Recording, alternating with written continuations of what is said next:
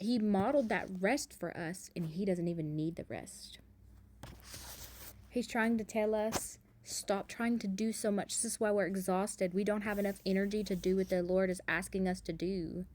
And so when it comes time to do these things, like for me, drawing boundaries with my sister so that when she goes and when she leaves my house, she has these boundaries to help her stay within protected parameters.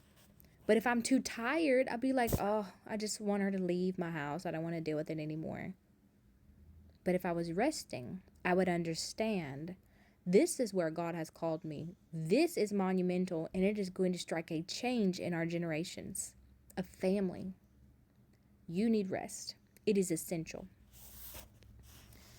Why doesn't anybody talk about that anymore? Just sitting alone, sometimes in the quiet, with God in our souls.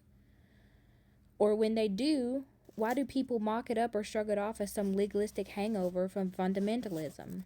Why is it that when we talk about, hey, I just need some quiet time and alone time with the Lord, people look at you like you're stark crazy?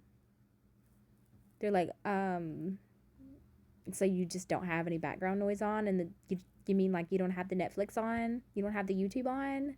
No music? Psycho? No. You need it too, Tracy. Everybody does. Everybody needs it. Mr. Comer goes on to tell us that he still practices his quiet time. I am getting back in the rhythm of trying to practice a quiet time. Whether I'm just coloring, whether I'm laying there in the bed, the time I practice my quiet time is usually before I go to bed. And I feel the day's tiredness and all the movements I did just settling on my body. And I'm able to lay there and I feel so heavy.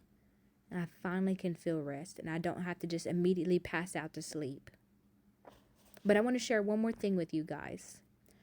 Here's to tomorrow morning, 6 o'clock, and coffee. The chair by the window by the tree. Time to breathe. A psalm and a story from the Gospels. Hearing the Father's voice. Pouring out my own.